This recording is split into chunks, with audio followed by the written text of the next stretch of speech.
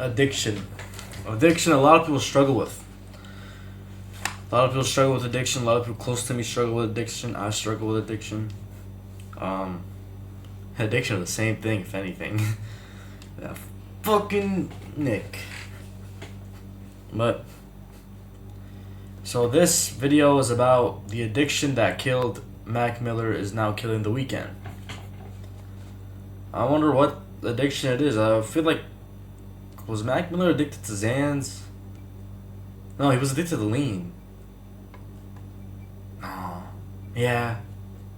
He was, but The Weeknd pouring syrup? I did not know The Weeknd was pouring up. We'll see. I was like, damn, like the more I make this sad music, like the sadder I get. It's gotta be a really good sad song. For it to be really good, you have to be sad, you know? You just dive into the darkness more, and it gets to a point. The singer isn't afraid to tell The Guardian, the past couple of albums, I do get back to using drugs as a crutch. Using drugs to spark inspiration to write on his newest record. The tragedy. Man, drugs, like, people always say, oh, drugs will get you lazy, drugs will make you do nothing. But sometimes, bro, that shit, the shit that you're taking, no matter what it is, bro, that motherfucker really, you're really on your A game. You're working the whole time, bro, no matter what it is, bro. Could be even a fucking, it could be fent, bro. It could be fent. There are gonna be them days where you're still working, bro. Low-key, sometimes, bro, these drugs, bro, they get you zone, in the zone, bro. Like, just lock the fuck in, bro. Of Mac Miller's story feels like it's happening all over again, this time with The Weeknd. The similarities between The Weeknd and Mac Miller aren't just small coincidences, they are almost identical patterns playing out in different timelines. Mac Miller's death left the world in shock, but the truth is you were only shocked if you weren't really listening. The people who were paying attention were devastated, heartbroken by what happened, but they weren't surprised because the signs were always there. That was the death that impacted me the most because I listened to a lot of his music and I had my own substance abuse and mental health problems. And when I heard Faces coming out, I was like, yo, this man's in trouble. Like heavy trouble. Like every song was about, yo, I'm gonna die today, I'm gonna die tomorrow, I'm gonna check, I'm not gonna make it to rehab. When you listen to The Weeknd's music, the subject matter feels very familiar. Depression, trauma, and self-destructive thoughts. It mirrors a lot of what Mac Miller used to express. If you listen to his latest album, Hurry Up Tomorrow, you are hearing a man who's suffering, a man who genuinely believes he could lose his life at any moment. But outside of the music, everything looks perfect. He's one of the biggest artists in the world. Billion-dollar tours, massive deals, constant success. In interviews, he presents himself as someone who struggled with addiction but overcame it. Someone who is sober now and living a healthier life. So The Weeknd is sober light. He talked about his sobriety and he said he still smokes weed, drinks a little bit, but he doesn't do hard drugs. In the case of The Weeknd, does that sound low-key like someone who may actually have a serious problem and they're only half dealing with it, if even that? Maybe there's avoiding the real issue. Yeah, and I think he even said it in his quote that, you know, he wasn't willing to do the deep work that's necessary to get in recovery, right? That's what he says in the article. If you're an addict like me, there is no sober light. There is no California sober. The minute I put a mind-altering substance in my system, I'm off and running. And that's where it starts to feel familiar because Mac did the exact same thing. His last interviews made it seem like he had finally dealt with his demons. He made it a point to reassure people that he was sober, that he was in a good place. Yeah, when you're in addiction, you're like, it's the fake sober act is a part of addiction. Well, I'm talking about drug addiction. I'm not talking about nicotine addiction. Right now what I'm going through is nicotine addiction, which is not drug. I'm not talking about drugs. I'm talking about nicotine. I'm not talking about nicotine. I'm talking about drugs. What, like, in addiction, I don't know if you guys could ever relate, but there has always been this phase of fake quitting. Everyone has went through the phase of fake quitting. And that phase usually comes right before you actually quit. So it's kind of like foreshadowing in a way. Asking about drugs and alcohol and where he was. We'd have a quick second eye to eye where we just have a moment and just be like, what, you good? He'd be like, yeah, I'm good. Or he'd say like, you know, he'd be honest with me. Well, you know, I'm drinking now, but I'm good. I got this, blah, blah, blah. And he always made you feel he was okay. He was happy. Your first reaction is, let me tell them I'm cool. Everything is, be fine. Abel in recent years has been heavily downplaying his abuse of substances. But when you actually listen to him, you hear something else completely.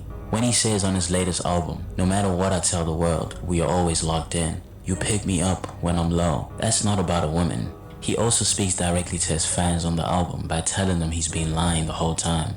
He's still using and he's still struggling. He sings about his face being bloated and moments where he was briefly paralyzed, effects that are often linked to his...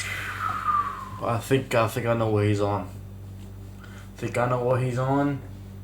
He's on that K.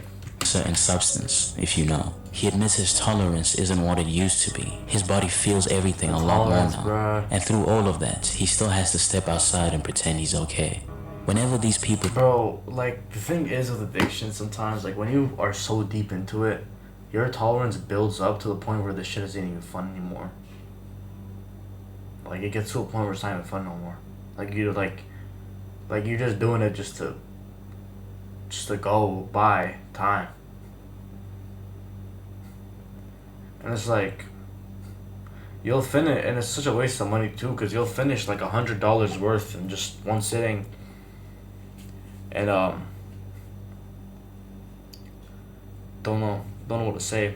This is really taking me back. That's why like I'm not acting normal, but yeah, the tolerance phase, also one of the final parts of active addiction before you start to quit. Will usually be, I'm not saying like it is, like factually it is, I'm just saying like for most people.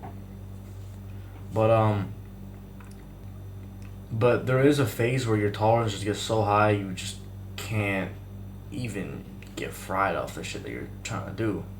And like then you start to think to yourself, you're like, oh shit, this was a thing that I did every here and there just to have fun and get a little elevated and feel a little good, but now I'm taking this shit every day and it doesn't even feel good. Doesn't feel good, and I'm not getting any effect from it, and I need to take this substance just to be at baseline. So it is. Try to open up. The pushback is always the same. You're rich and famous. You have nothing to be sad about. I have a tortured soul, you know what I mean? And us with tortured souls, sometimes you try and numb the things that hurt your tortured soul. What are your problems though? You have like the nicest family ever. Your mom's the nicest lady in the world. Rich. I'm gonna talk again. Yeah, like you could grow up with like a family and everything, but it's just certain things, certain traumas you really just can't control. Especially when it comes to like how you were treated with other people in the past. You know, it's funny because you talk to people and they say, you know, what do you have to be depressed about? You have money and da da da da. Both Abel and Mac are loved for how raw and honest they are in their music. They put their pain into it in the purest way possible, and that's the music that people connect to the most. But that creates pressure, because in order to make that kind of music, you often have to be in that same dark place. And for both of them, that darkness was often tied to depression, isolation, and substances. It started by me just sitting inside all day, and then it's like, then you get bored. Then you're like, well, I could... Then you get bored, then it's late at night, it's like, oh, I have nothing to do. I could be fried as fuck right now. And I'd have an easier time going to sleep, and I'd have an easier time doing everything and not feeling like shit. That's where it gets you. Just be high, and I could have a whole adventure in this room. Yep. That's more exactly what the fuck I'm saying. Exactly what the fuck I'm saying, bro. dangerous than actually LA is just kind of just sitting there by myself all the time. You know, it becomes toxic. Before the release of his album After Hours, in a CR magazine interview, The Weeknd speaks about spending most of his days alone, rarely wanting to leave his house, and further speaks about the gift and curse of isolation. When asked if he still uses, he said, "I have an on and off relationship with it. It doesn't consume my life, but occasionally it helps me open up my mind, especially when I'm creating." This wasn't the first time he's still using, and he's back into the addiction, and he doesn't know it. Alluded to needing substances to say things he couldn't say sober. Unfortunately, that became a part of his sound, and when people love that version of you, it becomes something they expect. I remember receiving a call from my best friend, and he was so hyped to tell me The Weeknd wouldn't be making any more daytime music. To us, it meant a return to those super raw and dark, uncompromising records, but we didn't really think about what that came with. Now on his latest album, he talks about having to take a hit because if he doesn't, his fans won't feel the music.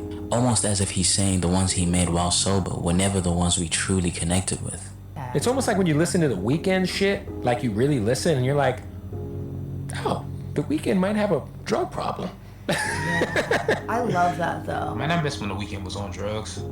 Mac went through this as well. He realized that the sadder the music he made, the sadder he became. Because I didn't want it to be depressing because you have to exist in the world you create. So if I make a depressing album, my whole tour is depressing, then the energy is depressing. Yeah, it's so which depressing. is a beautiful thing sometimes, but I just didn't feel like spending 4 more depressed months. But your mission was to create an album that wasn't that wasn't depressing. He tried to change that with his album Good AM, and it somewhat worked, but people still wanted the version of him they were used to, the version of him that's in the most pain. And that's the trap. Because without being in that mental state, without the substances, it becomes much harder to reach that same emotional depth. And that's exactly what the audience expects from The Weeknd. That's what the audience expected from Mac Miller. That's what the music industry is, right? They want your sadness. Yeah. And you gotta just keep turning them out. Yeah. And it's gotta be good. It's gotta be really good, sad song. For it to be really good, you have to be fucking sad, you know? I can make sad songs, but the best sad songs are the ones that, you know, it really happened to you. I don't know if I wanna be in that place anymore because unfortunately, as a songwriter, you might have to put yourself in those positions. You know, maybe you just dive into the darkness more, and I don't want to be in my 40s and 50s still making work that I can't, you know, detach myself from it. A lot of you guys have been asking me for the beats I use in these videos. I appreciate the love. Back to the video. Another striking parallel is their work ethic. Mac worked like someone who never felt like he had arrived. Even after the success and the wealth, it was still just a studio for him, day in and day out. All I did for 2.5 years, everyone's like, where you been? Where you been? Where you been? It was just me in this room with the door closed making music. I stay in one. Same here, but I'm making videos. I'm not gonna lie to you guys. This is like my 8th video in right now, bro. I'm really pushing out for you guys. I'm not gonna lie. A lot of them don't even make it, to be honest. A lot of them I edited and just doesn't turn out good. One room only, the studio. I literally never. I gotta record 10 videos only for 2 of them to actually make it to the channel. It's actually disgusting. Where does that work ethic come from, do you think? Why are you so driven to constantly create? I want to make something that didn't exist before, and that's kind of impossible. So, yeah, I guess I'm chasing the impossible. He barely went outside. He made countless songs that never even got released. He didn't know how to relax. Nothing mattered more to him than music ever. He recorded a full project with Pharrell and never put it out. You know, I have thousands of songs that no one hears. There's thousands of songs that you've made that you haven't even released? I mean, I made 3 last night. The Weeknd is the exact same way. In just 4 years, he's dropped 3 albums, created a TV series, written and starred in a film, and gone on a stadium tour that's made over $1 billion. He's been on this tour. One thing I realized ever since I kind of started really focusing on this shit is that when I'm depressed and stuff like that and I'm not feeling too well, usually I resort to making content to make myself, I guess, feel better. It's a lot better. I like that. I like that about myself though. When you get into a really depressive phase and you're working at something, I feel like it just makes you go overboard on it, especially when you're going through a crisis, especially a spiritual crisis. I'm just since 2022 and it's still not finished. I'm not trying to take a break anytime soon. Clearly, bro, you're back with a new album. I mean, literally a year pretty much after you released your breakout record. I mean, I was shocked when I found out Dawn FM was started while After Hours was still being finished. Dawn FM actually weirdly dates back to the After Hours album because Illangelo was on one side of the studio and I was on the other. I was writing new stuff and Illangelo was wrapping up After Hours. We never stopped. Hurry Up Tomorrow began taking shape around the time that Dawn FM was released. There is no off switch for him. For some reason, he's always in constant motion. There were nights on tour where The Weeknd would perform for That's 3 what happens when you're hours generally and struggling. then wake up early the next. Like when you're really going through like a crisis or something going on. It's just sometimes you don't know what to do, so you just work. Even when you don't really need to get work done. Like I just posted a video yesterday. Well, I mean, but like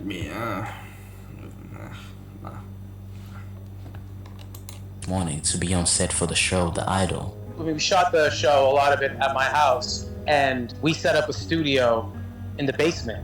You know, after long shifts, after shooting for hours, we'd go to the studio and be inspired and start creating the music. This is brilliant that you actually are putting a film out. Yeah. But you sing in the film. I do sing in the film. I had to sing in the film, but my album wasn't done yet, so I had to finish songs like day before scenes. The lyrics and the melody. Was that nerve-wracking? Yeah.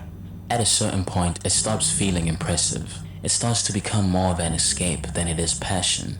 The stage, the studio, the whole Weeknd persona, it all just becomes a way to avoid facing himself. It's another addiction slowly feeding into the self-destruction of the man. Well, usually when something traumatic happens to me, I either write a song or I'll make an album, or that's usually been my therapy.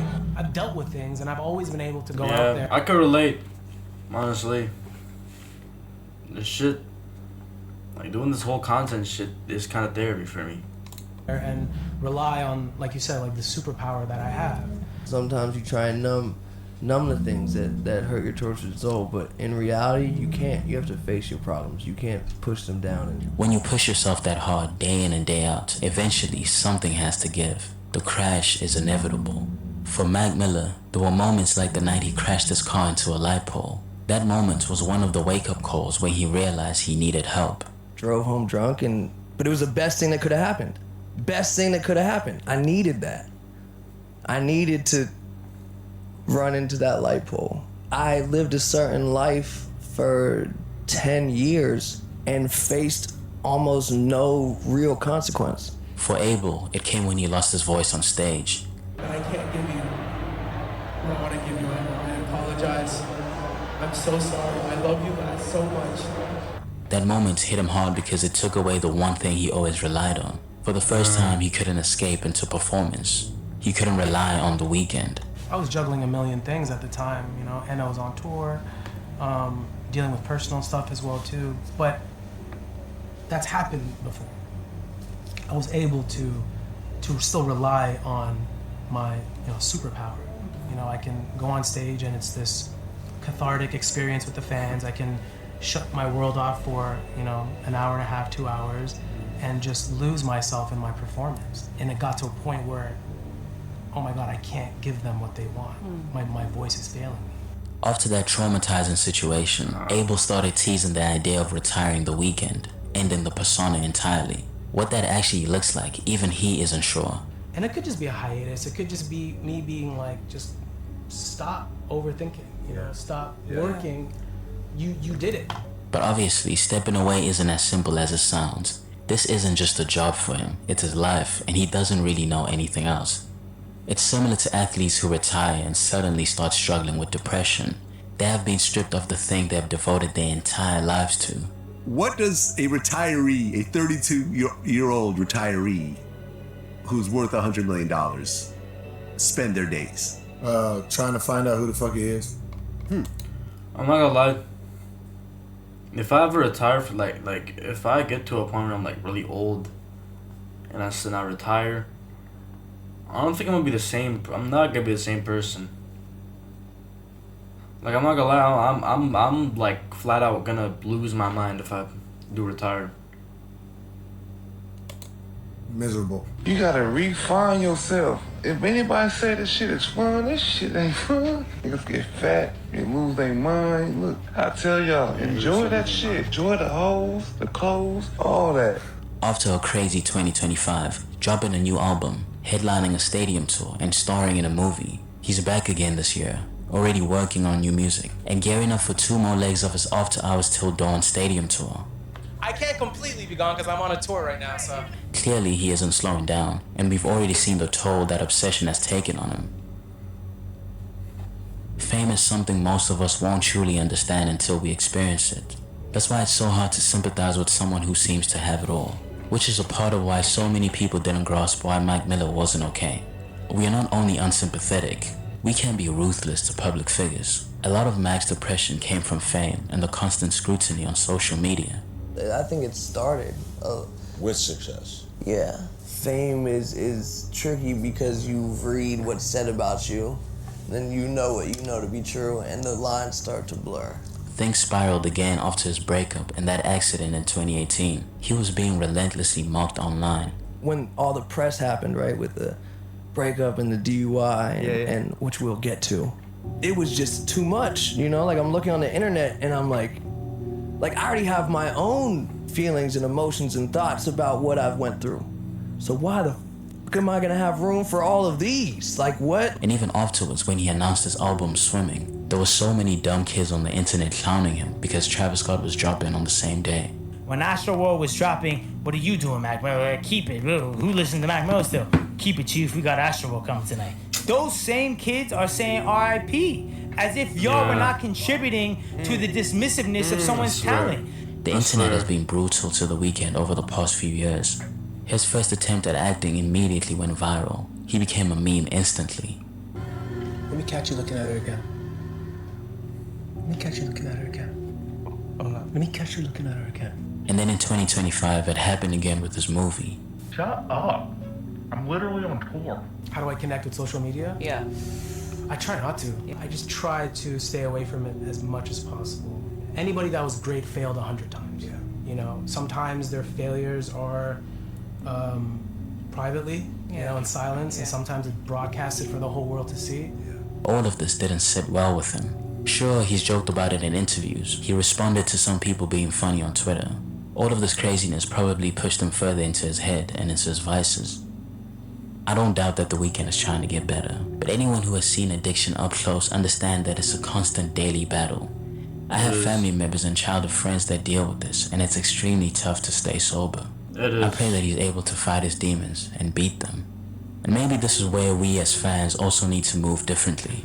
We don't need new music more than we need these artists to be okay. We already have the albums. We can go back to them at any time. But if something happens, there's no coming back from that. If the culture cared more about the artist's well-being than the product, maybe things will be different. Maybe they wouldn't feel as much pressure to stay in dark places just to create. Yeah. Really, they do spin, bro. Shit took me back a few years ago. I'm not gonna go into those details, but shit did take me back, I'm not gonna lie. Pretty emotional video. I'm gonna go take a shit and cry myself to sleep. I'll see you guys in the next one.